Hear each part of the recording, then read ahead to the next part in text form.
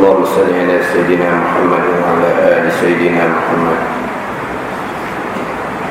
أعوذ بالله من الشيطان الرجيم. بسم الله الرحمن الرحيم.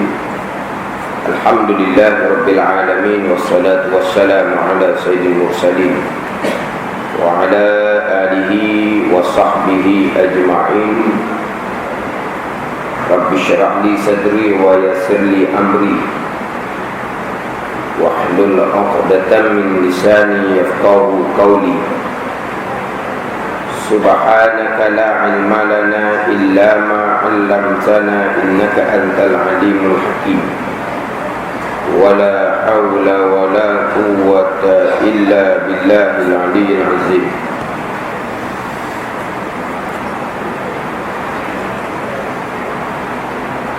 Buku surat 4 bab yang kelima daripada atas.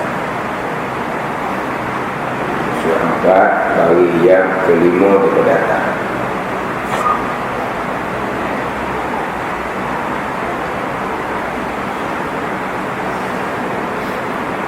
Qala al-muallif rahimahullahu ta'ala wa nafa'ana bi'ulumihi amin. Keenam, beriman dengan qadarnya. Beriman dengan qadarnya, qadar Allah, baiknya dan jahatnya. Artinya, erti beriman dengan qadarnya, baiknya dan jahatnya, bahawasanya sekalian perkara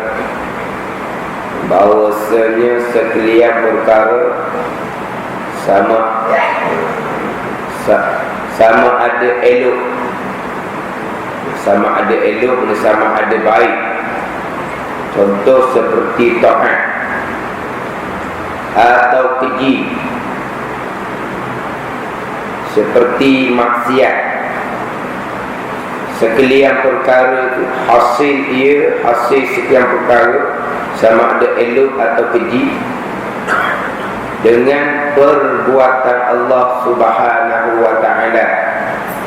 Hasil dengan perbuatan Allah Subhanahu wa ta'ala atas muwafakat, atas berbetulan, bertepatan kehendak Allah pada sedia kala. Ini rukun iman yang keenam daripada 6 rukun, yang mana nak sah iman kena lengkap ke-6 rukun. Sebab rukun ni ma yatawaqqafu alaihi sihah, perkara yang terhenti sah atas dia. Maknanya nak sah satu-satu perkara mesti lengkap dengan rukun. Maka rukun iman ada 6 rukun. Kemudian rukun yang keenam, walaupun bilang satu rukun, tetapi daripada rukun iman yang keenam keluar 2 pegangan. Yang pertamanya, sekalian perkara yang berlaku, sama ada baik ataupun jahat, elok ataupun keji, kesemuanya adalah perbuatan Allah Subhanahu wa ta'ala. Kesemuanya adalah perbuatan Allah Subhanahu wa ta'ala atas muwafakat kehendaknya pada sedia kala, atas muwafakat kehendaknya susunan Allah Subhanahu wa ta'ala pada sedia kala. Maknanya sekalian perkara, sama ada baik, buruk, elok ataupun keji, semuanya telah ditetapkan, telah ditentukan oleh Allah Subhanahu wa ta'ala pada sedia kala, sampai masa sebagaimana yang ditentukan oleh Allah pada azali. Berlakulah sekalian perkara tadi. Semua yang berlaku itu adalah hasil daripada perbuatan Allah Subhanahu wa ta'ala. Jadi maknanya yang pertama, sekalian perkara telah ditentukan oleh Allah Subhanahu wa ta'ala pada sedia kala, mana pada azali. Sampai masa berlaku, sampai masa sebagaimana ditentukan pada azali, berlakulah perkara tadi. Sekalian perkara yang berlaku adalah perbuatan Allah Subhanahu wa ta'ala.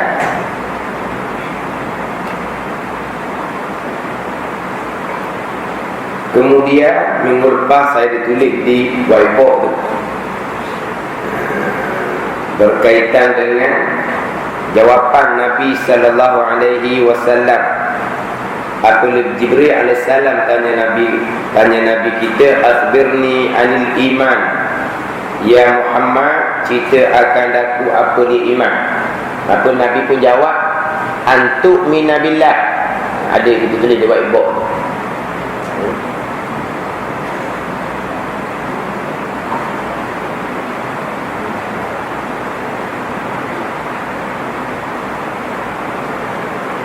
Nampak tak? Ya, Ali tu. Antu'mina billah. Bila Jibril alaihissalam tanya Nabi, akhbirni anil iman ya Muhammad, cerita akan aku apa di iman. Qala, jawab Nabi sallallahu alaihi wasallam, antu'mina billah wa malaikatihi wa kutubihi wa rusulihi wal yaumil akhir wa tu'mina bil qadri khairihi wa syarrihi. Antu'mina billah, bahawa engkau beriman dengan Allah Subhanahu wa ta'ala, wa malaikatihi, dan malaikat-malaikat Allah, wa kutubihi, dan kitab-kitab Allah, wa rusulihi, dan rasul-rasulnya, rasul-rasul Allah, wal yaumil akhir, dan hari kemudian, wa tu'mina bil qadari khairihi wa syarrihi, dan engkau beriman dengan qadarnya, qadar Allah, khairihi, baiknya, baik qadar, wa syarrihi, dan jahatnya, jahat qadar. Jadi jawapan tu ada sedikit perbezaan di hujung. Nabi ulang balik amil dengan muta'alaq dia, wa tu'mina bil qadari. Nampak ada perbezaan? Wa tu'mina bil qadri. Kalau lain Nabi tak ulang, wa malaikatihi. Nabi tak kata wa tu'mina bi malaikatihi. Nabi tak kata wa kutubihi. Nabi tak kata wa tu'mina bi kutubihi. Padam dah. Wa tu harap ataf dia padam dah. Wa malaikatihi, dan malaikatnya, maknanya engkau beriman dengan malaikatnya. Wa kutubihi, dan kitab-kitabnya, maknanya engkau beriman dengan kitab-kitabnya. Padam dah tu. Tapi yang keenamnya memadadah dengan wal qadari khairi wa syarri, sudah memada. Tetapi Nabi tambah wa tu'mina bil qadari. Yang mana saya sebut minggu lepasnya, hadis Nabi sallallahu alaihi wasallam dia ada hadis qauli, ada hadis fi'li, ada istiqrari. Hadis qauli ni maknanya lafaz hadis keluar daripada mulut Nabi sallallahu alaihi wasallam. Hadis fi'li, Nabi buat satu-satu ibadat, Nabi buat satu-satu perkara, perbuatan. Para sahabat radhiyallahu anhum dia melihat Nabi buat, maka sahabat pun menceritakan, aku tengok Nabi sallallahu alaihi wasallam buat begian. Dia panggil hadis juga ni. Tapi lafaz hadis itu keluar daripada mulut sahabat yang menceritakan apa yang dilakukan oleh Nabi sallallahu alaihi wasallam. Adapun hadis ni, Abdul Jibril alaihissalam tanya Nabi sallallahu alaihi wasallam berkaitan dengan, Nabi pun jawab, ini keluar daripada mulut Nabi sallallahu alaihi wasallam. Tetapi kenapa nampak ada beza sikit ni? Kenapa pergi tambah waktu mina bil qadri? Padahal padang wal qadri padang dah. Maka hadis qauli, hadis yang keluar daripada mulut Nabi sallallahu alaihi wasallam sendiri mustahil nak salah sama sekali. Walaupun salah satu huruf sekalipun mustahil berlaku. Sebab apa? Allah Taala sebab bagi jaminan. wa ma yantiqu 'anil hawa in illa wahyu yuha. Tidak bertutur Nabi kita Muhammad SAW daripada hawa nafsu, tetapi wahyu daripada Allah Subhanahu wa taala. Kalau wahyu daripada Allah Subhanahu wa taala, mustahil, tak mungkin sama sekali berlaku sebarang kesalahan. Maka kenapa Nabi ulang wa tu'mina bil qadar? Kenapa lain tidak diulangkan? Maka dalam kitab Riyadhus Syarah, kitab Riyadhus Shalihin, kitab Dalilul Falihin, dihurai di dalam tu. Dia menghuraikan kenapakah Nabi sallallahu alaihi wasallam dia menambah, dia tambah wa tu'mina bil qadar. Kenapa tambah wa tu'mina bil qadri? Jadi di syarah itu bahawa diulangkan balik wa tu'mina bil qadri tambihan ala al-ihtimam bit tasdiq bihi. Tambih ni mana jaga, mana penjagaan ala al-ihtimam, supaya kita amati, supaya kita pentingkan beriman dengan rukun iman yang keenam. Sebab tu di situ ada penekanan balik wa tu'mina bil qadar. Sebab diurang panjang di situ, sebab di rukun iman yang keenam ni lah tempat gelincir, tempat salah pegangan di kalangan orang-orang yang lemah, orang-orang yang dhaif, yang memandang kepada perbuatan datang daripada perbuatan manusia.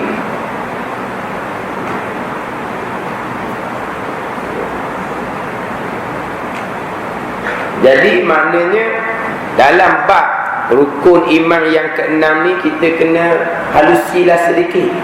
Kita kena halusi, kita kena perkemak, biar kita betul-betul memahami. Sebab ini adalah rukun iman. Kadang kalau kita beriman tak dengan qada Allah kan, ialah kita nak beriman kepada qada Allah, kita kena fahamlah apa pegangan, apa akidah yang kita nak beriman, kena faham boleh. Tak apa dah kita beriman dengan perkataan qada dan qadar. Ini bukan ilmu bacaan, ini ilmu pegangan, ini amalan pegangan ni. Nak baca di akidah, nak pegang baca di akidah, dia kena faham boleh lah baru pegang. Walaupun tak pandai nak cerita sekalipun. Ada orang cerita, dia kata tak payah cerita panjang-panjang, beriman qada dan qadar badan. Ini orang yang tidak memahami berkaitan dengan ilmu akidah, berkaitan dengan ilmu pegangan. Di rukun iman yang keenam ni lah keluar pegangan-pegangan yang terpesong. Yang kita panggil pegangan Mu'tazilah, pegangan yang terpesong, pegangan yang tergelincir daripada pegangan Ahlussunnah wal Jamaah. Pegangan Mu'tazilah ni dinyatakan dalam Qamuh Marbawi. Mu'tazilah ini sendiri pergi kepada 20 jalanan pula. Mu'tazilah itu sendiri pergi kepada 20 jalanan. Banyaklah perkara-perkara yang lain, golongan-golongan yang terpesong di sana. Tapi yang paling banyaknya daripada rukun iman yang keenam.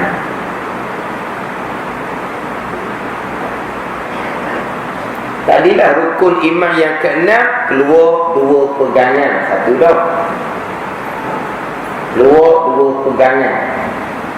Segala-gala perkara yang berlaku telah ditentukan oleh Allah Subhanahu wa taala pada azali, sedia kala. Satu pegangan. Sampai masa berlaku, sampai masa jadi sekalian perkara yang ditentukan pada azali, Allah lah yang menjadikan. Sekian perkara adalah perbuatan Allah Subhanahu wa taala. Makhluk kainat tak bukan sama sekali. Yang pertamanya, kita berpegang segala-gala perkara yang berlaku ditentukan oleh Allah Subhanahu wa taala yang bersifat iradah. Satu pandangan mengatakan segala-gala perkara yang berlaku ditentukan oleh Allah Subhanahu wa taala yang bersifat dengan ilmu. sama ada iradat ke ilmu, sama ada satu pendapat mengatakan ketentuan oleh Allah Subhanahu wa taala bersifat dengan ilmu Allah dan pengetahuan Allah adalah sedia kala. Iradat Allah, ketentuan Allah sedia kala. Semuanya takluk tadri qadim. Kalau kita pernah mengaji secara halusi, maknanya ilmu takluk tadri qadim, iradat takluk tadri qadim. Maknanya kata ilmu pun tak apa, kata iradat pun tak apa. Tapi biasanya ketentuan oleh Allah Subhanahu wa taala yang bersifat dengan iradat, yang berbetulan dengan ilmu. Kemudian sampai masa berlaku, Allah Subhanahu wa taala lah yang menjadikan. Allah mana? Allah yang bersifat dengan bergerak. Maknanya ketentuan masuk di bawah iradat, atau perkara yang berlaku masuk di bawah bergerak. Jadi maknanya kalau kita nak kira balik berkaitan dengan rukun iman yang keenam, sudah masuk di bawah kudrat dan iradat. Kudrat dan iradat ni sudah masuk di bawah kita beriman dengan Allah Subhanahu wa taala. Rukun iman yang pertama, antuk minabillah, bahawa engkau beriman dengan Allah. Beriman dengan Allah yang bersifat dengan kudrat, beriman dengan Allah yang bersifat dengan iradat. Allah yang bersifat dengan iradat menentukan segala-gala perkara. Allah yang bersifat kudrat menjadikan segala-gala perkara. Maknanya sudah masuk dalam rukun iman yang pertama. Kenapa ditambah pula jadi rukun iman yang keenam hak lain pula? Segala-gala perkara yang berlaku Allah telah tentukan pada azali. Sampai masa berlaku Allah menjadikan. Kenapa jadi rukun iman yang lain pula? Nombor 6 pula situ. Walah kita beriman dengan Allah bersifat kudrat dan iradat, sudah masuk di bawah rukun iman yang pertama. Kenapa tidak tambah rukun iman? Beriman dengan Allah Ta'ala yang mengetahui, beriman dengan Allah Ta'ala yang melihat, mendengar, contohnya. Tak payah dah, sebab sudah masuk di bawah rukun iman yang pertama, beriman dengan Allah. Dan sama dengan rukun iman yang keenam, beriman dengan Allah yang menentukan segala-galanya, beriman dengan Allah yang menjadikan segala-galanya. Sama, masuk di bawah rukun iman yang pertama. Makna selain daripada Nabi SAW tambah waktu minabil qadri. Satu lagi dia rukun iman yang keenam tu sudah masuk rukun iman yang pertama. Tapi dibilang saya suku, ini dipanggil satu penekanan. Mantap patah duduk di bawah beriman kepada Allah, bubuh nombor lain pula.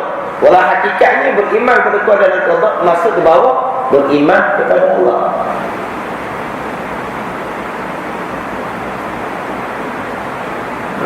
Sebab dua pegangan.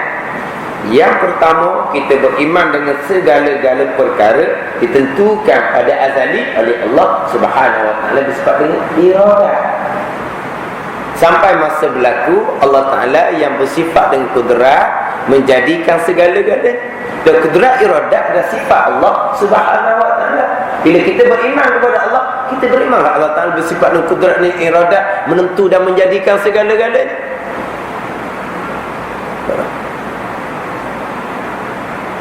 Sebab itulah saya datang satu ayat di bawah atas di Nabi SAW, bawah tu ayat Quran. Ayat Quran di bawah tu, wa man yakfur billah wa malaikatihi wa kutubihi wa rusulihi wal yaumil akhir faqad dalalan mubina, dalalan ba'idah. Tahu? Salah.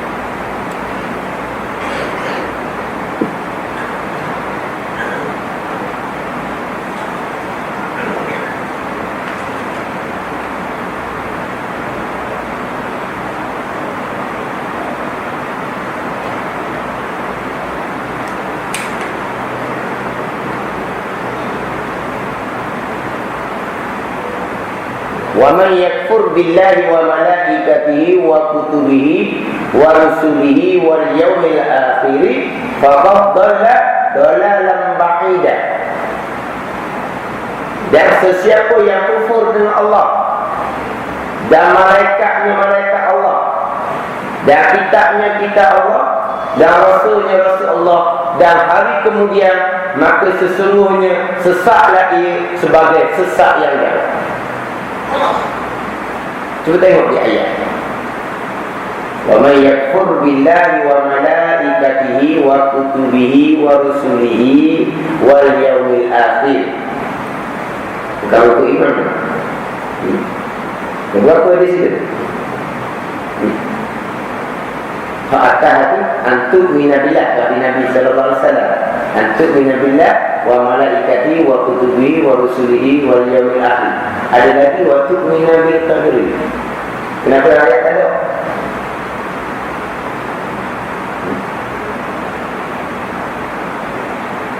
Dan ayat ada.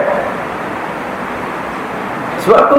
Sebab beriman dengan ketentuan Allah Ta'ala, beriman dengan sekalian perbuatan Allah Ta'ala, masuk di bawah beriman dengan Allah.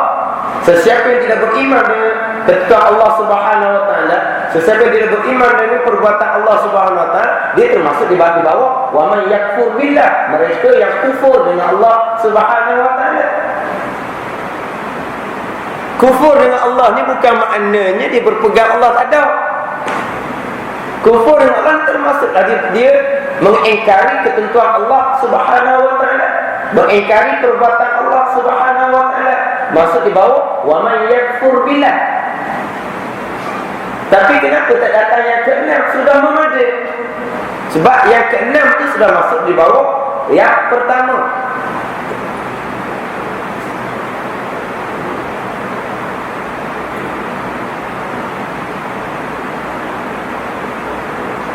Apa orang?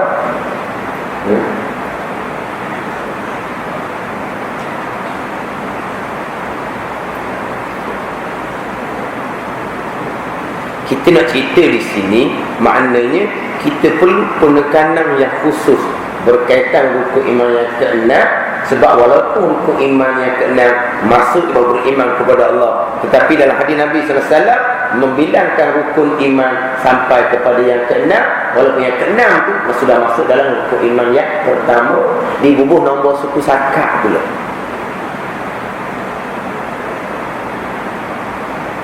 Beriman segala-gala perkara Allah Ta'ala tentukan pada azali sampai masa Allah Ta'ala menjadikan segala-gala perkara.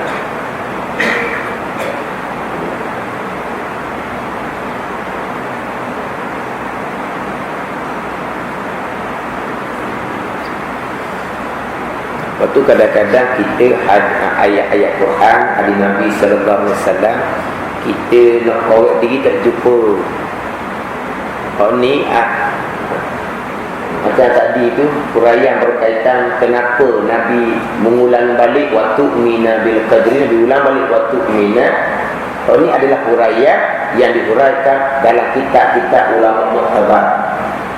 Kalau kita nak memikir, kita tak jumpa, tak rasang pun kita baca antuk minabillah wa malaikatihi wa kutubihi wa rusulihi wal yaumil akhir wa tu'mina bil qadri, ulang balik pula rasang kita wa tu'mina bil qadri khairihi wa syarrihi. Kenapa jadi hak lain sekali ujung tambah balik?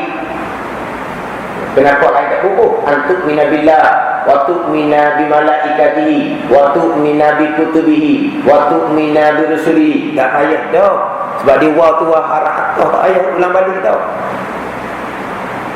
Kita bahasa Melayu kita pun tidak akan ulang balik tau. Dan kita diulang balik. Kita contoh minggu lepasnya, kalau datang oleh Ali dan Umar dan Bakar, kan gitu? Kalau kita ulang balik, kalau datang oleh Ali dan kalau datang oleh Umar dan kalau datang oleh Bakar, gitu. Tak payah dah. Terdatang oleh Ali dan Umar. Dan Umar tu terdatang oleh Umar lah. Dan Bakar terdatang oleh Bakar. Ayah ulang balik dah. Sama juga di sini.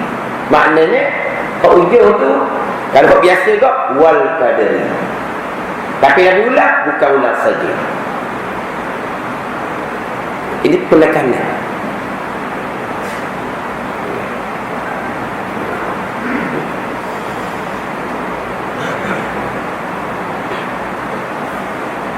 Dia tepat dia ni di dalam tu lah, di dalam kudrat dan iradah, empat tu. Kita tengok sikit di dalam.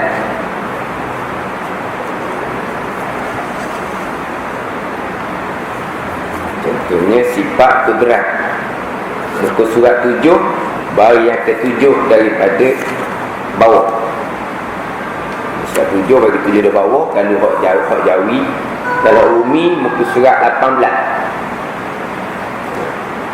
Kena royak rumi lah, siang kau orang rumi. Kita sebenarnya hak jawi dengan umi ni mana banyak. Depan-depan ni hak jawi belakang ni. Hak jawi duduk depan lah, hak umi duduk belakang sikit. Datuk orang apa tu, dah reti jawi makan. Bukan dah reti jawi, pakai rumi tu reti jawi, tapi laju rumi. Laju rumi sikit daripada jawi. Jadi ruminya bersurat 18, petok yang ketiga daripada atas. Petok yang ketiga daripada atas. Cuba. Ketujuh kudrat. Artinya arti kudrat kuasa, iaitu sifat yang wujudiyah, yang lagi sedia, yang daripada zat Allah Ta'ala. Tengok sini, yang dapat dengan dia, dengan sifat kudrat, mengadakan tiap-tiap mungkin dan meniadakan dia tiap-tiap mungkin atas muafakat iradah. Sekalian perbuatan yang berlaku, yang mengadakan, yang meniadakan adalah Allah Subhanahu Wa Ta'ala, yang bersifat kudrat, atas muafakat iradahnya, berbetulan dengan ketentuan Allah pada azali. Yang dapat dengan dia dengan kudrat, mengada. Yang dapat dengan dia dengan kudrat, mengada tiap-tiap mungkin dan meniadakan dia. Mungkin ni kita akan kajian nanti. Perkara yang terima ada, terima tak ada, itu dia panggil mungkin. Mungkin ni kalau takrif dia juga, mastawa ilaihi kullum minal wujud wal adam. Maknanya terima ada pun boleh, terima tak ada pun boleh, mana makhluk lah. Dia panggil mungkin. Bukan mungkin tu mim kanun ni. Bukan mungkin. Tu mungkin Melayu lain tu. Itu mim wawu kayanya tau. Tu mungkin. Mana apa tu? Barangkali juga apa? Ini mungkin ni perkara yang terima ada, terima tak ada makhluk lah. Yang menjadi, yang mengada, meniada adalah Allah Subhanahu Wa Ta'ala, yang bersifat kudrat atas muafakat iradahnya, bertepatan dengan ketentuan Allah pada azali. Di sini yang dapat dengan dia dengan kudrat. Yang dapat dengan dia dengan kudrat. Jadi kudrat yang mengada, kudrat yang meniada. Kudrat yang mengada, kudrat yang meniada. Di sini yang dapat dengan dia dengan kudrat, mengada dan meniada. Adakah kudrat yang mengada ataupun meniada? Kalau kita berpegang kudrat mengada, kudrat meniada, kufur. Dan ini di sini yang dengan dia dengan kudrat hanya dipanggil isnad majazi sahaja, sandaran sementara. Tapi hakikat pegangan kita ni, yang menjadi, yang mengada, yang meniada, yang menjadikan segala-galanya adalah Allah Subhanahu Wa Ta'ala, yang bersifat dan kudrat. Ini dikira mereka ni, yang dengan dia dengan kudrat mengada, meniada. Kudrat dah Allah yang bersifat dengan kudrat. Dan sini kata kudrat, ini dipanggil percakapan mereka. Dia boleh cakap gitu. Itu cakap isnad majazi sahaja, sandaran sementara. Kita banyak kan percakapan sandaran sementara. Makan obat baik, makan nasi kenyang. Itu hanya percakapan dipanggil isnad majazi.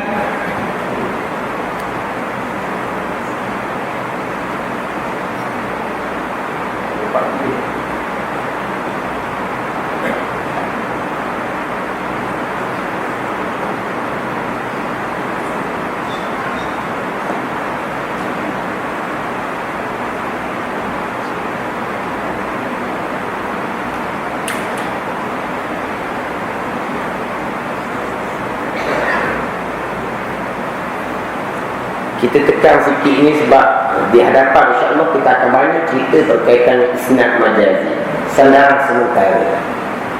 Sebab di tempat kita ni ada bawakan yang harum. Kita hanya kecakapan adat, kecakapan sandar sementara di bangkapi lalu dah. Makan obat baik, mung kapi, mung di obat. Kita hanya percakapan isnad majazi sahaja. Sandaran sementara, hakikat pegangan kitanya Allah lah yang menyembuhkan. Itu bukan percakapan yang salah. Kita hanya percakapan isnad majazi. Tapi kerana kita ada aja, cakap mulut mesti mari dalam. Sebab tu mulut ni mari dalam, bukan latah ni. Mana mari dalam? Cakap makan obat baik, peganglah tu. Dia pun bubuh kapi. Itu hanya percakapan di mulut. Dan pegangan, kita orang ada iman, kita orang ada akidah. Kita pacok lama dalam akidah kita ni wahdaniyah pada af'al, keesaan pada perbuatan. Allah Ta'ala saja yang bukan. Cakap apa tu? Cakap isnad majazi, sandaran sementara sahaja kepada sebab yang zahir. Dan semestinya sampai ke dalam. Yang kita hukum, orang cakap itu hukum kafir, kafir balik kepada yang mengkafirkan orang. Man kafara mu'minan faqad kafar. Sesiapa yang mengkafirkan orang mukmin, kafir itu balik di diri sendiri, habis amal ibadat dia, kekal neraka dia. Kita ngaji gitu, kena ngaji boleh. Itu salah guru dia panggil. Macam di sini, yang dengan dia dengan kudrat. Tuan kita kata kudrat yang mengada ni, ini hanya isnad majazi. Allah yang mengada. Dia kata kudrat, tak nak panjang cerita. Lepas tu ni jadi orang baca salah faham lah ni, tulis gini. Siapa suruh baca sendiri? Suruh guru. Ini kita tahu mana boleh baca sendiri. Ini ditulis yang dengan dia dengan kudrat. Yang dengan sifat kudrat tu mengada meniada. Tapi kalau pegang kudrat mengada meniada, tak pakai. Pegangan kita ni Allah Subhanahu Wa Taala yang bersifat kudrat mengada meniada. Dan kalau kata lagi tak ni kudrat mengada, dipegang gini ni, tak apa kita ada dia pegang gini ni. Ini hanya isnad majazi sahaja, sandar sementara sahaja. Kita kata iradat menentukan, ilmu mengetahui, dengan sifat dengan basar ni melihat, sama mendengar. Tu salah dah ke pegang gitu. Dia kata gitu salah. Tak salah. Kita nak pendek, nak perekat. Iradat menentukan. Pegangan kita Allah Subhanahu Wa Taala yang bersifat dengan iradat menentukan. Kalau cakap panjang gitu, bila nak habis kita ni. Ini hanya isnad majazi, cakapan sandaran sementara. Jadi di sini kudrat mengada meniada atau muafakat iradat. Itu perkara yang berlaku hasil perbuatan Allah. Kita depan sikit iradat. Iradat surat 8 baris yang ke-9. Surat 8 baris 9. Kalau Rumi surat 20 petok bawah sekali.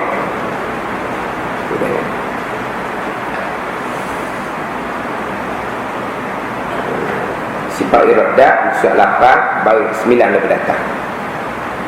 Ruminya muka surat 20 petok bawah sekali.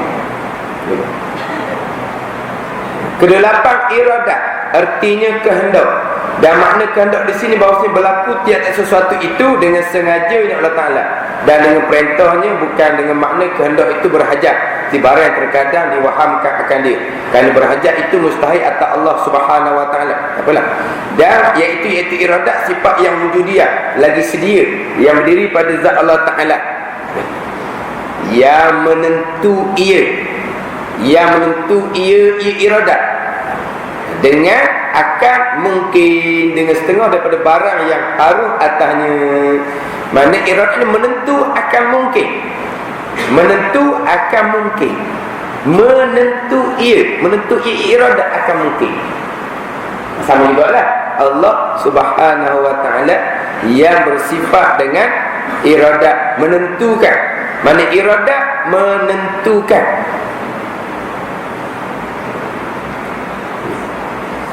Dengan setengah daripada barang yang harus atas seperti ditentu akan dia dengan wujud, atau dengan putih, atau hitam, atau dengan panjang, atau pendek dan umpama dengan itu. Dan takluk iradat itu dengan tiap yang mungkin seperti kudrat. Tetapi takluk kudrat itu takluk mengadakan, dan takluk iradat itu menentukan. Tiba itu takluk ni tagang dia lah, tiga dia. Tak apalah, nanti sampai tempat dia kita ceritalah takluk tak takluk pun. Bukan takluk penjaga takluk tanah Melayu ni. Itu takluk lain tu. Ni takluk ni tengok kerja dia, tugas dia, tagang. Mana iradat menentukan, kudrat menjadikan, ilmu mengetahui, sama mendengar, tu takluk dia banyak. Jadi iradat menentukan pada kita ni. Kemudian sampai masa berlaku, kudratlah yang menjadikan, kudratlah yang mengadakan. Sekalian perbuatan hasil perbuatan Allah Subhanahu wa taala yang bersifat dengan kudrat. Jadi maknanya di sini, kita balik semula tempat kita. Maknanya di sini, yang pertamanya ketentuan iradat pada azali. Yang keduanya sampai masa berlaku, Allah Ta'ala yang bersifat dan kudrat menjadikan segala-gala perkara. Jadi dua pegangan. Yang pertama, ketentuan iradat pada azali sedia kala. Yang keduanya, Allah Ta'ala yang bersifat dan kudrat menjadikan sekalian perkara. Sekalian perkara hasil dengan perbuatan Allah Subhanahu wa Ta'ala yang bersifat dengan kudrat. Ini dua pegangan. Kemudian dua pegangan ni ada nama dia. Iradat menentukan. Ini kita kena cakap lah ni. Allah yang bersifat dengan iradat menentukan. Kita rekahnya, iradat menentukan, kudrat menjadikan. Ini kita perjalanan yang mudahnya, walaupun ada pendapat yang mengatakan ilmu yang menentukan, tapi kita ambil iradat lah. Iradat menentukan, kudrat menjadikan. Dia menentu dan menjadikan, ada nama dia pula. Dia panggil qadar dan qadha. Jadi qadar dan qadha, ataupun qadha dan qadar. Sebab sekarang kita ada dua peringkat.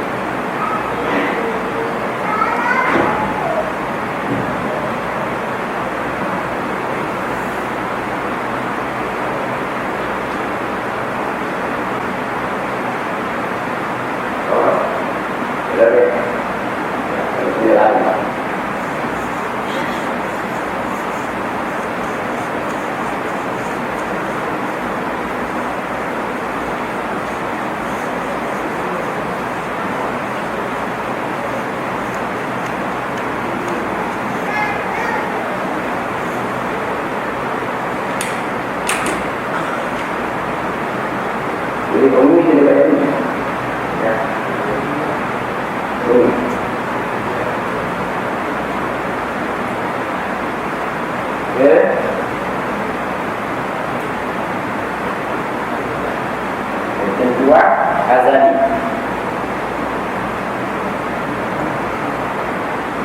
Satu lagi ni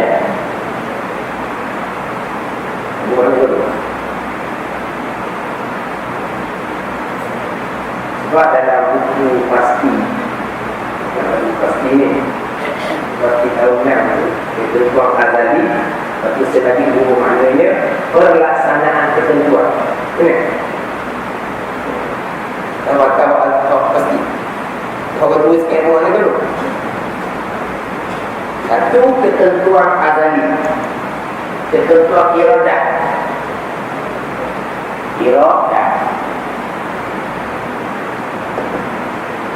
Satu lagi kudrat. Bukan dulu, satu level pelaksanaan ketentuan. Tak apalah, kalau pasti pun. Ini apa yang sedang berlaku sekarang. Ini ketentuan, ketetapan susunan Allah Subhanahu wa taala pada azal disediakan. Hak yang berlaku sekarang bagi tu.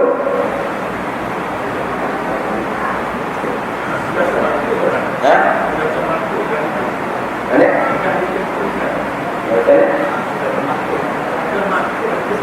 Termasuk ni ketentuan azali. Sekarang kita tanya, hak sedang berlaku sekarang. Ini hak azali sedia kala. Kita cerita hak sekarang, berlaku sekarang. Tampillah, pastilah senang. Betul? Laksanaan ketentuan. Mana kalau ketentuan azali menentukan ada, ini sampai masa ada lah. Ini takluk bagi sifat kudrat. Ini adalah hak berlaku sekarang. Ini ketentuan azali. Sebab itulah kalau sini, kalau orang mengaji, biasa mengaji lah, ketentuan azali adalah takluk dan jizi koding. Kalau ni sifat sementara, kalau tak bisa tengok takluk dan jizi koding. Hak pelaksanaan ni takluk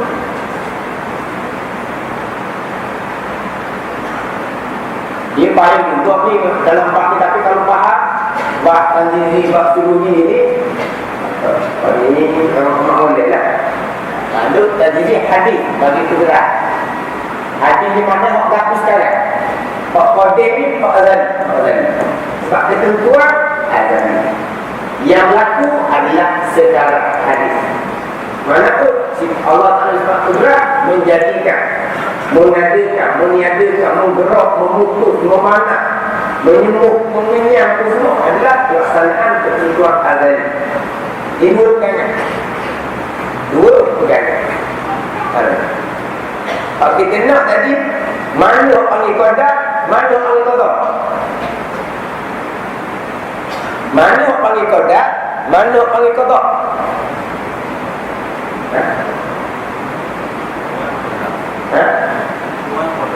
Ketentuan qadar.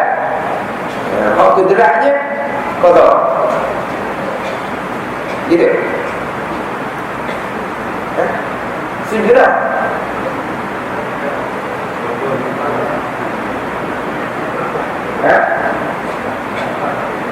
Bila pelaksanaan bergerak ketentuan iradah. Tapi nak panggil qadar kat mana? Ketentuan panggil qadar ke ataupun bergerak panggil qadar? Ataupun ketentuan kita panggil qadar atau pelaksanaan kita panggil qadar? Pelaksanaan qadar, ketentuan qadar. Bersambung tak saja. Pasal ni qadar ketentuan, pelaksanaan qadar. Mana? Ini qadar. Ini qadar. Dia sekali gitu. Tak betul.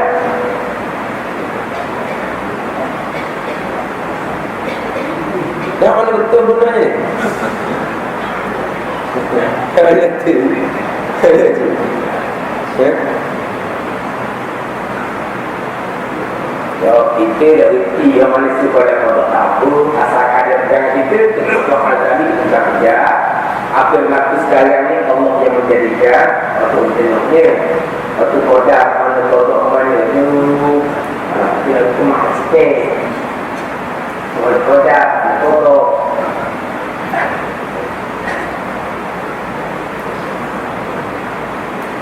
yang kita ambil ni sabit ketentuan qadar pelaksanaan diambil Allah.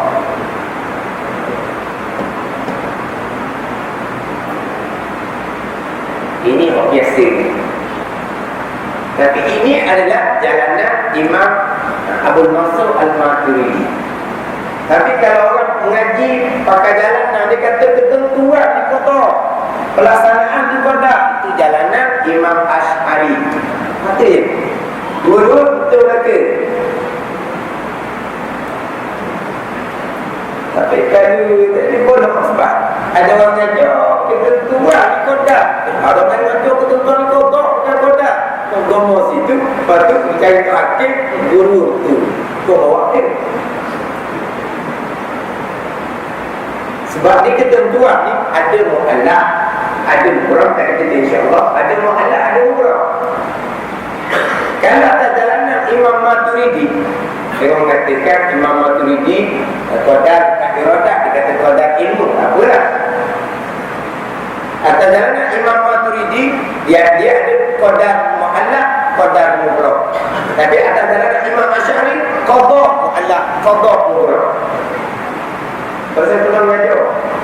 Tulang ngajar ni qadar mu'allaq, qadar mubrah. Ada ketentuan yang putus, ada ketentuan yang berubah, yang tergantung. Qadar yang mu'allaq, qadar yang tergantung, qadar mubrah, qadar yang putus. Tiba dia tanya, "Ustaz, saya mengaji sebelum ni bukan qadar Ustaz, qada mu'allaq, qada mubrah." Dia tanya.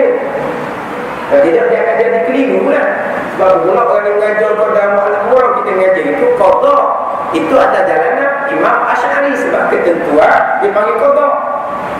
Maka mu'allaq mubrah ni qada lah. Kalau kita tulis ni atas jalanan Imam Abu Mansur Al-Maturidi.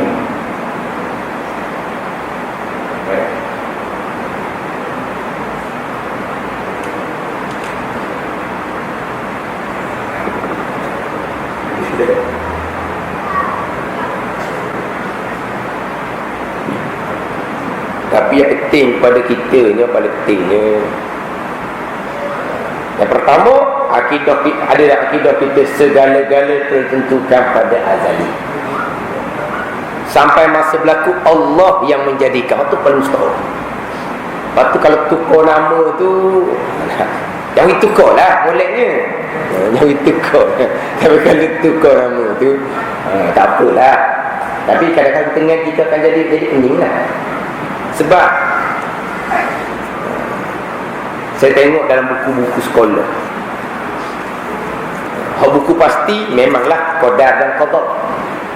Ketentuan qadar, pelaksanaan ketentuan di buku qada itu dalam buku pasti tahunan, buat setahunan. Lepas tu saya beliklah buku dar, ada di Darussalam tu, ada di Darussalam sekolah rendah kita tu lah. Jadi darjah satunya dia tak urat, cuma dia bilang hukum iman, al-iman bil qadari wal qada, beriman qadar dan qada. Kalau dikata beriman qadar dan qada adalah namanya, sebab kita akan sebut azali itu ketentuan. Yang kedua, sekarang sedang berlaku, kita susun gitulah. Tapi dalam buku darjah satu itu beriman qadar dan qada. Tapi dah urailah sebab dia darjah satu. Lepas tu naik pada darjah kemudian pula, naik darjah kemudian darjah 4 rasanya, beriman dengan qada dan qadar. Tukar pula dah. Darjah satunya qadar dan qada, darjah 4-nya qada dan qadar. Maknanya qada ketentuan, qadar apa yang sedang berlaku sekarang.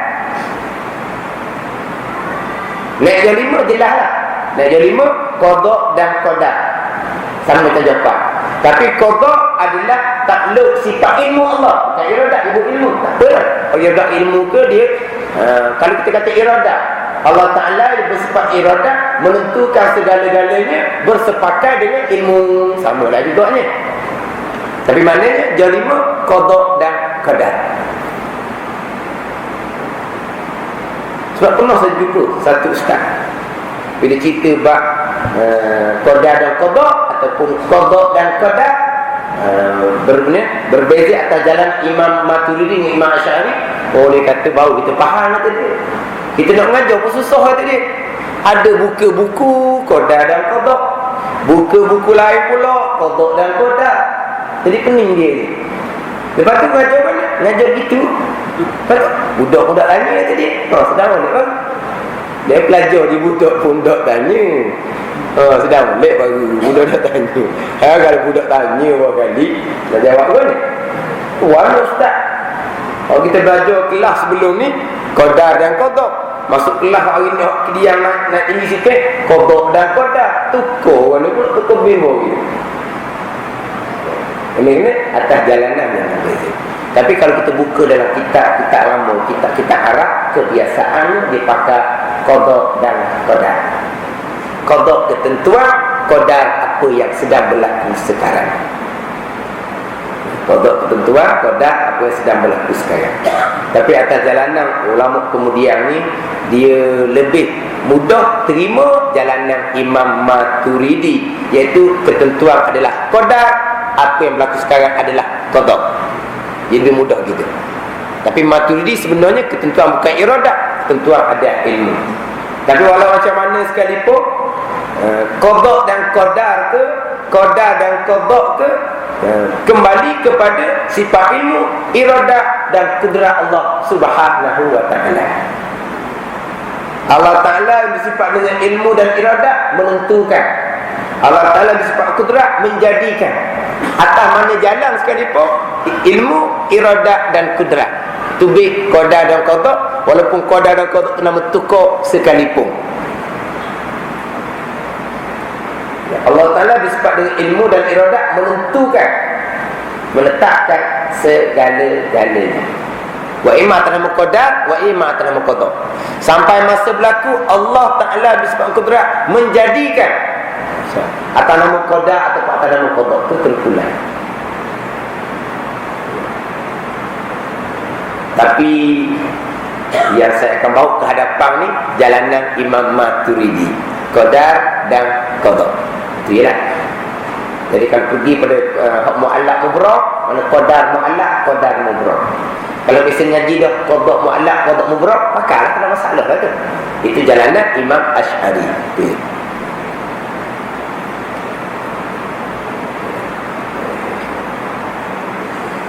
Ini baru main muka baru ni.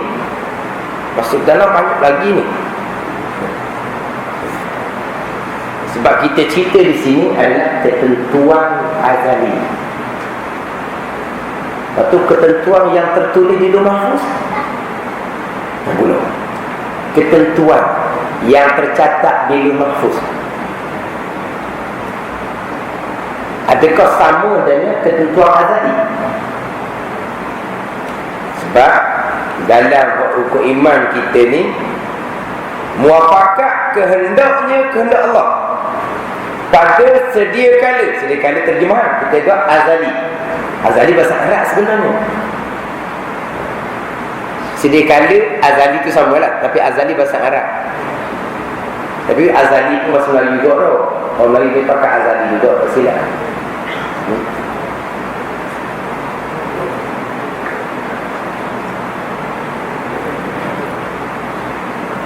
Sedia kala, ketentuan yang sedia kala dalam hukum iman. Kemudian ketentuan yang tercatat di Lauh Mahfuz sama dengan ketentuan azali. Azali ni sedia kala, qadim, tidak ada permulaan. Lauh Mahfuz qadim. Lauh Mahfuz qadim.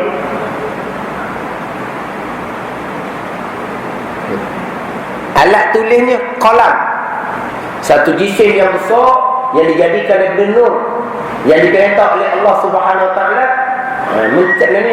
Yang Allah Taala perintahkan malaikat menggunakan qalam untuk mencatat di Lauh Mahfuz. Sekarang ni Lauh Mahfuz qadim ke? Qalam qadim ke? Malaikat qadim ke? Semuanya adalah makhluk yang dijadikan kemudian. Maknanya kecatatan di Lauh Mahfuz itu lain. Yang kita cerita di sini ketentuan azali. Yang ucap aduk pun situ. Kalau kita kata sama antara ketentuan azali dengan catatan di Lauh Mahfuz, maka Lauh Mahfuz ni lah ketentuan azali. Maknanya hak tercatat di Lauh Mahfuz tu sebagaimana yang ditentukan pada azali. Tapi maknanya ketentuan azali dengan catatan di Lauh Mahfuz itu perkara yang lain. Sebab ketentuan azali, Allah Ta'ala bersifat dengan iradah menentukan sedia kala.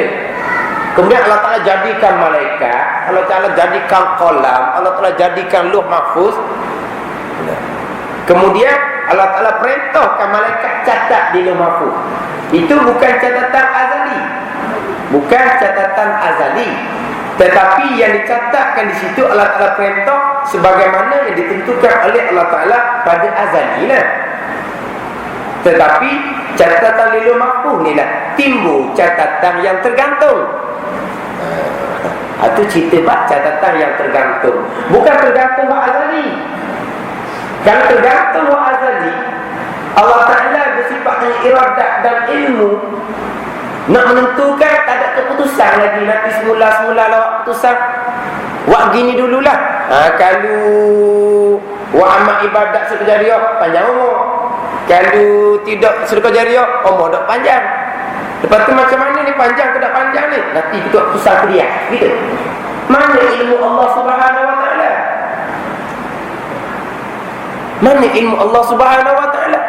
Sebab Allah Ta'ala pun tidak boleh buat keputusan.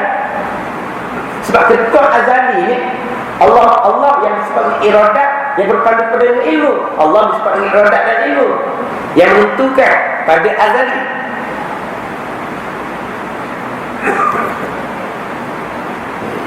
Itu kata banyak minggu lah kita. Banyak minggu. Banyak minggu hak rukuk imam ya ke-6.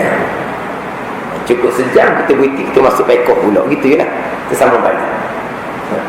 Mana ketentuan tercatat di dalam aku? Apa beza pula dengan ketentuan yang dicatat di budak umur 4 bulan?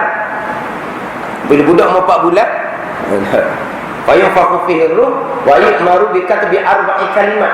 Bi katbi rizqihi wa ajalihi wa amalihi wa sakiyun aw sa'idun.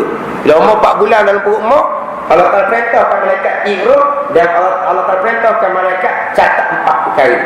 Apa beza catatan di budak umur 4 bulan dengan catatan di rumah aku pula?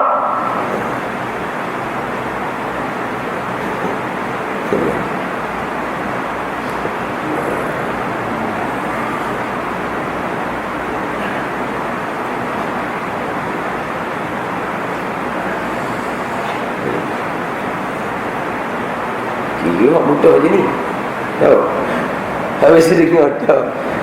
Catatan ni ketentuan azali, biasa dengar catatan rumahku, biasa dengar budak umur 4 bulan dicatatkan ketentuan, catat tu di dahi ke tapak tangan ke, tu khilaf ulama lah. Maknanya kita biasa dengar tu 4 bulan 3 huruf catat 4 perkara, rezeki ke, ajar dia ke, contohnya dicatat 4 perkara. Itu kita biasa dengar tu. Itu qadar pula. Segala-gala yang berlaku ni Allah yang melakukan. Dan kita, mana kita? Tak ada tahu kata kita. Mana letak ikhtiar usaha kita? Letak ikhtiar usaha kita di mana pula?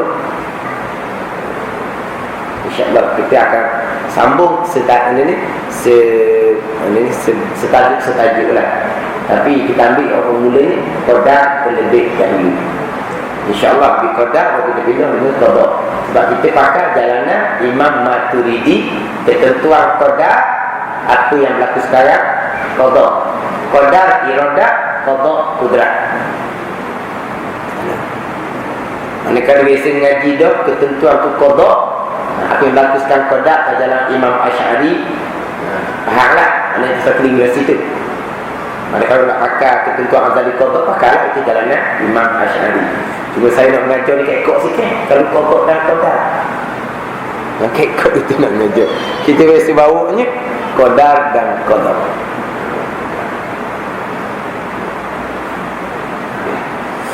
InsyaAllah kita sambung balik rukuk iman yang ke-6. Wallah